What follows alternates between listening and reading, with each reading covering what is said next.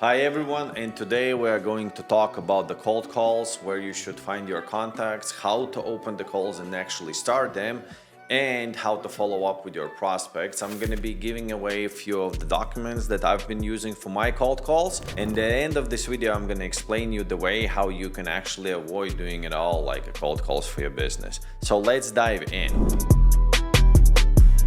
So on the high level, what do we see here? This is the framework that I would stick to if I would be doing the cold calls on a daily basis. So first of all, it's a preparation. That's one of the most important aspects, so you can have a contact to actually call. From there, you're making a calls, and 80% of your time should be actually spent doing those calls, because that's the inputs that you can control. And then follow-ups, and then the admin at the very end of the day. And this is how the big picture of the cold caller should look like. Okay, and we're gonna dive into every single separate thing, and I'm gonna tell you how to prepare for that and what things that you should keep in your mind. So let's start with the preparation. Eventually, preparation is preparation of the database that you're gonna call prospects to. Okay, so if you are doing the calls, and if you are actually, you need to prepare the database for your calls yourself, don't do it at the same time when you're actually making the calls, okay? It's gonna be less efficient than if you will just sit down, use this file. You're gonna pile up some contacts here, and there's different ways of how you can actually get the contacts. You can purchase the list of the database. You can go on a Google research, find them yourself. You can go on the Lucia. Eventually, we can create another video just by finding the best way how to scrape the leads and get them into your list. And we're not going to talk about that. The only and the most important thing that you need to remember is the fact that you need to have your list prepared. If there's more people in your team, maybe somebody can prepare it for you, so you can make just the calling, and making that inputs to get to those clients. I've prepared some document for you where you can write in your names of your prospects, phone numbers, and when you call them, with some spare notes here, and the statuses of your calls. And if there's more people working on this database, you can actually switch the owner as well, and the follow-up date. Basically, you can use it as a simple CRM. I don't know, up to even 1,000 contacts. That's going to be fine enough. From there, we move into the next step as an actual call. And this is most difficult part. One thing that you need to remember when you're doing your sale, like cold calls, is to be different from all other people that might actually approach your prospects. And I bet you don't know, but if you could imagine of how many services is being sold and how many companies actually is using cold calls as a way to get the customers, that's like a multiple calls a day, maybe even more. And imagine if you are, the 10th or 20th person calling to that prospect that week, or maybe even that day. So how open-minded is that particular person, willing to talk with you? So the big picture, like about the cold calls, and I'm like sticking to, is like being different from everybody else. So I'm just giving a credit back to Jeremy Miner with, I don't know, it wasn't the Jeremy, maybe it was Jeremy, maybe Andy, I don't know. It's like, but I would open my call, and I'm opening my calls by asking the help. Hey, can I ask for help? And you don't need to start with the words like, hey, my name is, I'm from company X, because that's just like building a big wall between you and your potential client. So, hey, can I ask you for help? Yes, I thought would you be interested in taking a look at?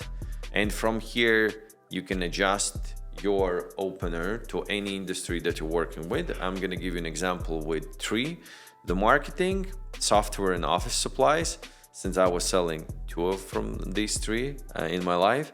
So, and the line goes, I thought, would you be interested in taking a look at your current client attraction methods to find possible gaps that could save you the money? That's it. And from there, there's going to be discussion. Either there's going to be a confusion where the prospect is going to be, oh, what do you mean by that? Or what the hell, guys, you are doing? And from there, you need to make sure that you run the conversation further, but you are not the salesperson at that particular spot already.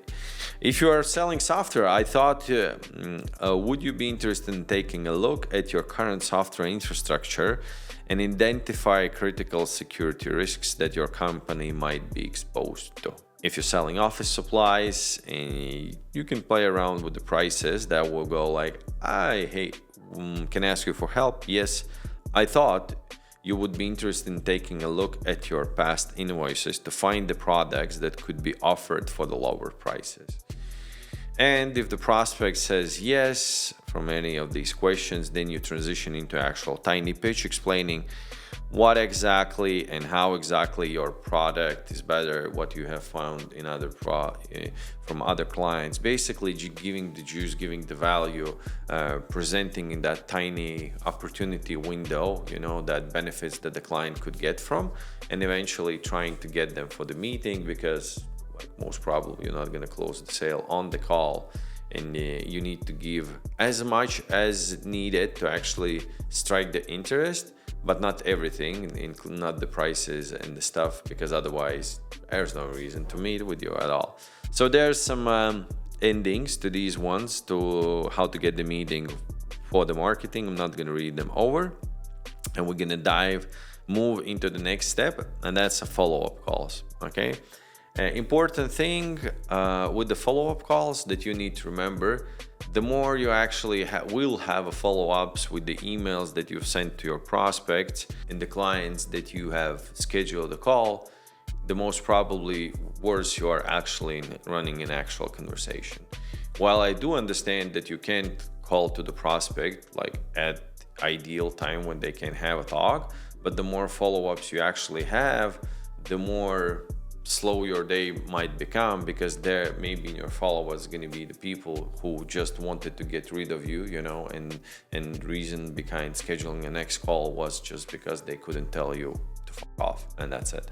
So with that being said, you need to be like, you need to kind of get to that feeling when you understand whether there's an actual reason whether to schedule that call or not. At the very beginning, you're going to eventually schedule to everyone, but then you're going to see that out of like 100 people that you've sent the emails to and 100 people that you rescheduled just the later talk because they couldn't talk, which is just the bullshit. They just postponing the time when they're going to say that they are not actually interested. So, and for that reason, of course, we need to have some tools to deal with objections. So here's some most of the common objections that I have heard, and you will hear as well if you're gonna do the cold calling. So everything is pretty simple. We just need to ditch that objection, so we can continue our conversation and see whether there's opportunity for us or not. So just gonna go over the top ones of them and other ones you can check it out. These files are going to be attached to this video, below this video. Send your proposal to the email. Sure, I can do that. What exactly you want to see there, and what's the things that you actually evaluate from these type of emails. Last time I asked this question, the guy said like, couldn't even answer my question. I understand that nobody asked him these things. He said, just your name in the email. And I was like,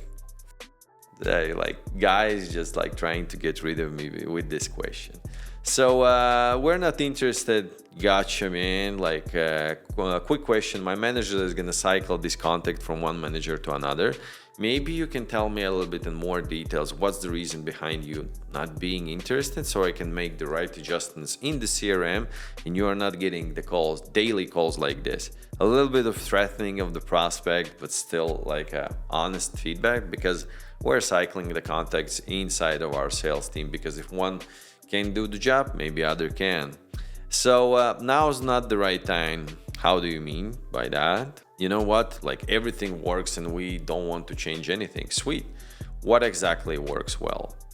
Yeah, I'm busy. No worries. I'll be fast. I promise.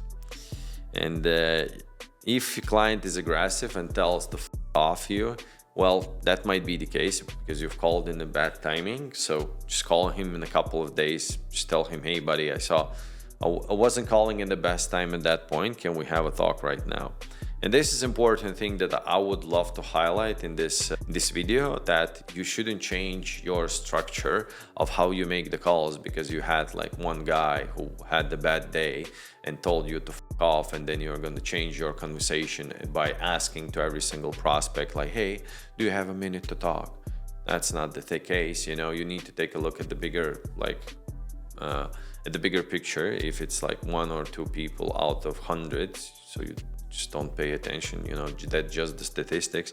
The cold calls at all is like statistics, because you need to understand that your conversion ratios from there to the meeting is going to be pretty low, and the more you're going to call, the more inputs you're going to have, the better success you will have with your calls. Couple of other objections here as well. Not gonna dive too deep in them, and we're gonna get back to this graph. Basically, you need to prepare the database, you have your openers, you need to initiate and schedule an actual meeting with the prospect, and you have a couple of objections on how to deal with them. By the way, if you've been already doing some cold calls, and if you have some kind of openers that you are using and you're willing to share them, maybe some old ones that you're not using anymore, you can share them down below in the comment section. We can have a talk about them. So, and the very last thing is the admin. So I wouldn't send any proposals, any WhatsApp messages, any emails, like nothing during the day when I'm actually doing the actual calls, because that distracts, you know. You go to another way, you go to your inbox and suddenly you see some incoming mail from somebody, you want to respond from that, and you are off the flow of doing the calls. If you're doing the calls, you're just setting aside like 3 hours and you're just crushing those calls, then you're doing the follow-ups, and at the very end of the day, you're just doing the admin. When I was selling the office supplies, I was doing my admin between 5 and 6 while all my colleagues were just browsing Facebook, you know, reading some news. I was sending proposals there, and with this system that where I divided my day into the chunks, I could, you know, generate twice, 2 times, 3 times, even 10 times more than other sales reps on the team. So, and yeah, as I already promised, I'm gonna give you a tool how you can actually avoid like making this all mumbo jumbo and cold calling. Why it's so difficult? Well, because why you should try to think about like avoiding this or like adding something new on top of that, because it's not easy. I was doing like cold calls like multiple times in the multiple businesses, you know, like hearing those rejections is pretty tough for somebody who never been selling, especially if you're just starting, you know, that can be really demotivating. But for somebody who's actually doing that, have been doing that, understands just the statistics behind everything. So how you can actually exclude this is by actually having an ad campaigns, direct ad campaigns. So you could get the people who's actually willing to talk with you about the things that you're selling. Since meta ads give you a possibility, you know, to with almost like $10, you can show 1,000 people whatever you want. If your offer is good, if your targeting is good, most probably you're going to get a couple of leads, maybe even 10, maybe 5, maybe 1 lead. That is going to be ready to actually take a meeting and actually have a talk with you about the thing that you're advertising. While this actually works good for those ones who might not have the money for the ads, or if I would be you, most probably I would use the both methods. Depends on the resources that I have, whether I have a time. If I would have a time and wouldn't have that much money, I would definitely do the cold calls, especially if I would be selling B2B. If my time would be limited, then for sure I would invest the money so I can skip the preparation of the database, the actual cold calling part. So I would be somewhere in the middle where I would be calling to the people who's actually ready to talk with me and listen to me. And I can even set up the campaigns the way so the prospects can actually schedule the meetings in my calendar, so I don't need to do anything from there.